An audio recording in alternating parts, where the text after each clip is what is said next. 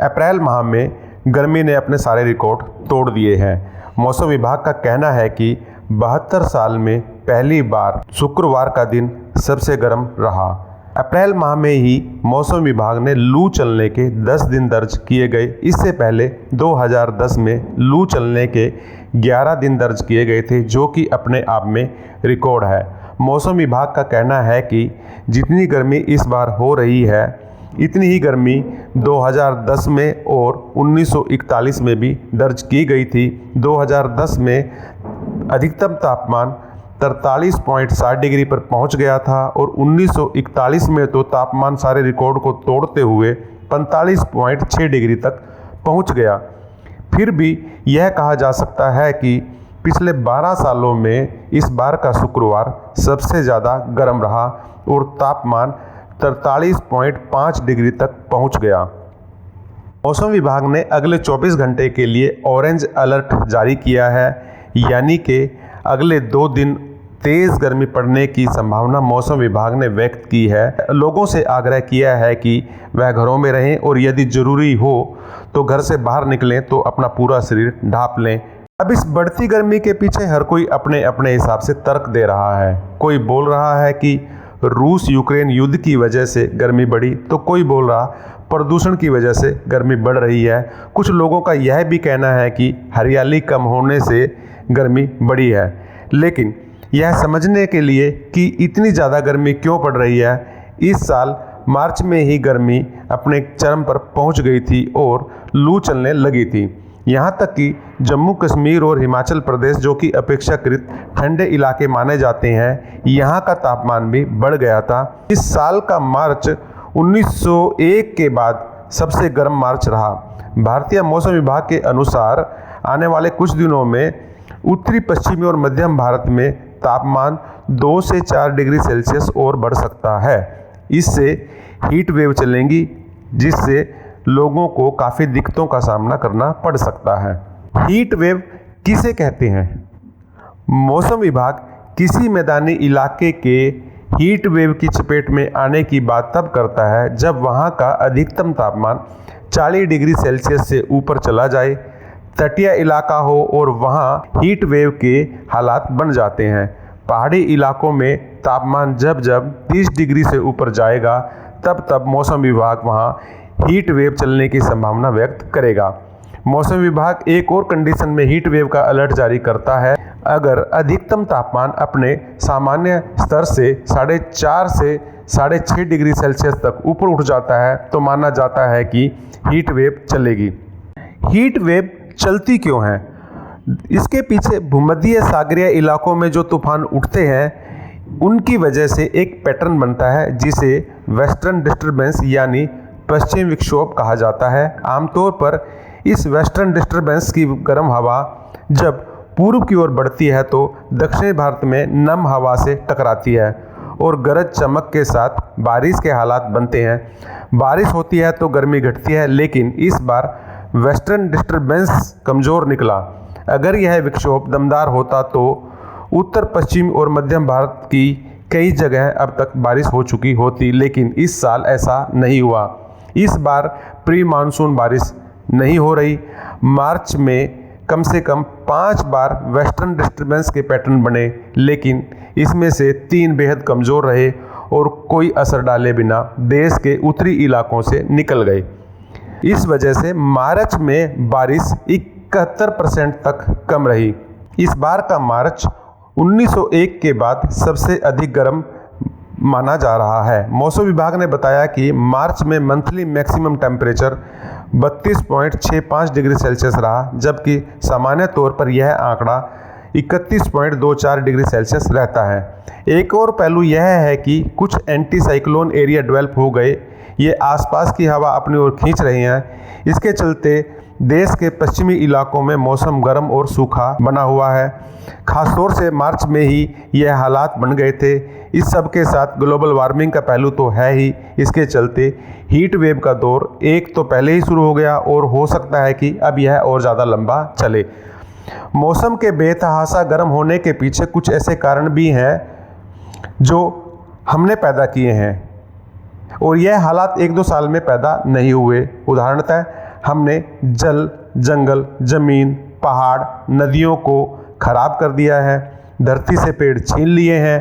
पहाड़ों में नदियों को गला दबा दिया गया है। इन सब का असर तो आना ही था। एक हाईवे बनाने के लिए दसों हज़ार पेड़ काट दिए गए। वे पेड़ कोई एक दिन में तो तैयार हुए नहीं।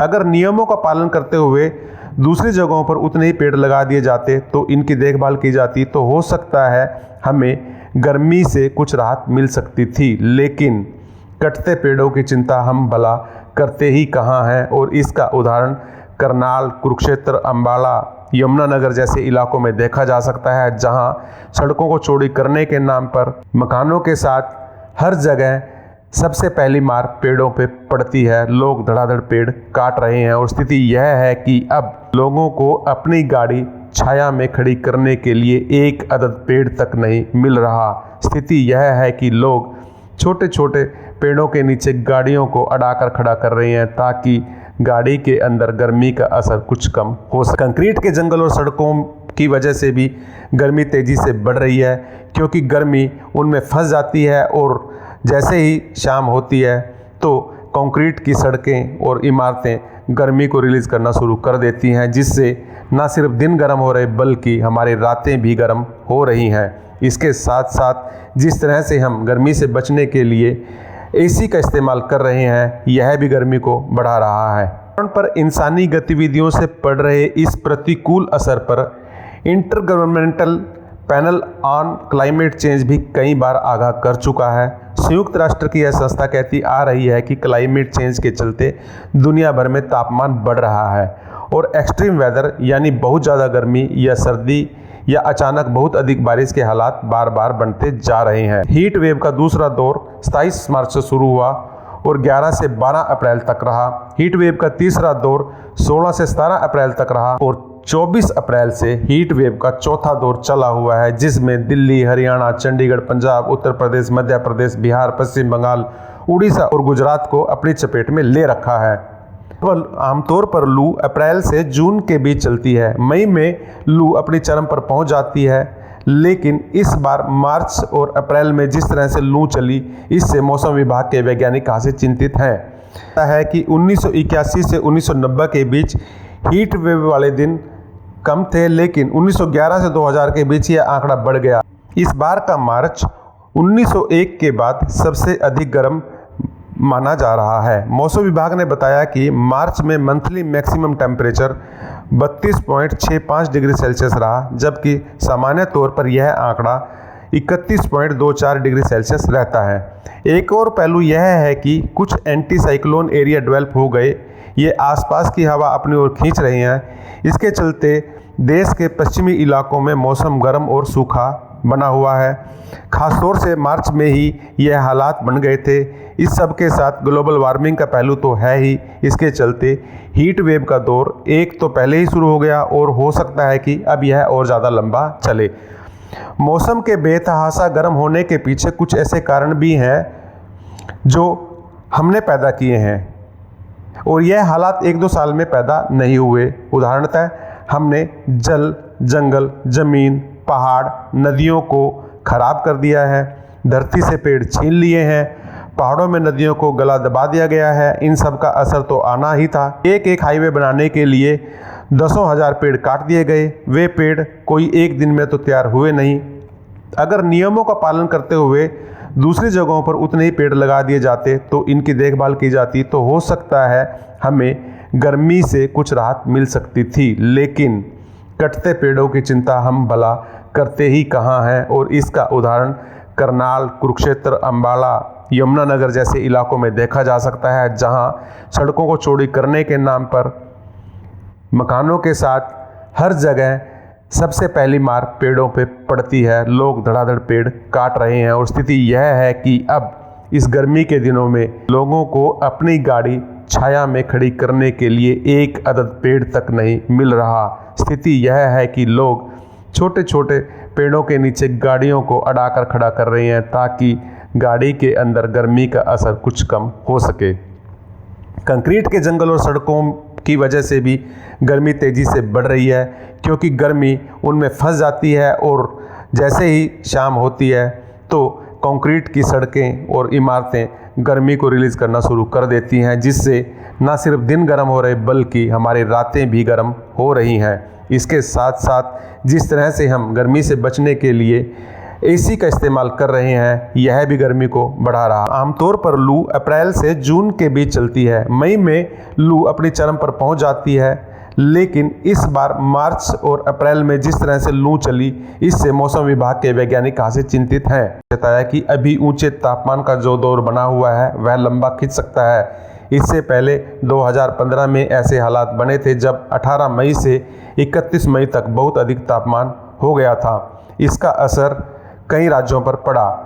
इस साल की बात करें तो हीट वेव से ज़्यादा राहत मिलने के आसार नहीं हैं। दिल्ली में इस हफ्ते अधिकतम तापमान 44 डिग्री तक पहुंच गया, ऐसा अनुमान मौसम विभाग ने जताया है। राजस्थान, हरियाणा, चंडीगढ़, मध्य प्रदेश, विदर्भ, उत्तर प्रदेश, झारखंड, पश्चिम बंगाल और उड़ीसा में लोगों को मई के पहले हफ्ते तक तो भीषण लू का सामना करना पड़ेगा। अब जबकि हमने मौसम खराब कर दिया और इस गर्मी पर हमारा कोई असर नहीं है, मौसम विभाग ने लोगों को सलाह दी है कि अब यदि संभव हो तो हर कोई ज़्यादा से ज़्यादा वक्त अपने घरों में रहे और बाहर ना निकले, क्योंकि हीट वेव आपकी सेहत को नुकसान पहुंचा सकती है और यदि बहुत ज़रूरी हुआ तो अपना पूरा शरीर ढाँप कर निकलें। बुज़ुर्गों को और बच्चों को धूप से बचना चाहिए। यदि बहुत ज़रूरी हो तभी घर से बाहर निकलें और बाहर निकलने से पहले पर्याप्त मात्रा में पानी पी लें ताकि शरीर में पानी की कमी ना हो। कोशिश यह करें सुबह 10 बजे से पहले और शाम को 4 बजे के बाद ही घर से बाहर निकला जाए। मौसम विभाग ने यह भी सलाह दी है कि यदि संभव हो तो कामकाज के घंटों को भी अब बदल दिया जाना चाहिए ताकि कामकाज के वक्त किसी को गर्मी या लू ना लगे। कोशिश यह होनी चाहिए कि जो स्कूल टीन की छतों में चल रहे हैं वहाँ या तो पढ़ाई बंद कर दी जाए, अगर कक्षा लगनी है तो वह 10 बजे से पहले वहाँ पर कक्षा लगे, क्योंकि मौसम तेज़ी से गर्म हो रहा है और इसका असर तापमान पर पड़ रहा है। मौसम वैज्ञानिकों ने यह भी चेताया है कि इससे बचने का एकमात्र तरीका है और वह यह है कि ज़्यादा से ज़्यादा संख्या में पौधे लगाएं, एसी का कम इस्तेमाल करें, कार कम चलाएं, पर्यावरण को अपना मित्र समझें, पर्यावरण को संभालें, सहेजें और गर्मी से तभी राहत मिल सकती है, अन्यथा गर्मी हर साल यूं ही बढ़ती चली जाए और बस हम शिकायत करते रह जाएंगे कि इस बार गर्मी ज़्यादा पड़ रही है। बहरहाल अगर आपको हमारा वीडियो पसंद आया तो आप हमें लाइक कर सकते हैं, सब्सक्राइब कर सकते हैं, उचित लगे तो इस वीडियो को शेयर कर सकते हैं ताकि पर्यावरण में हम और आप सब मिलकर अपने इस पर्यावरण को बचा सकें, संभाल सकें, सहेज सकें। धन्यवाद। जय हिंद।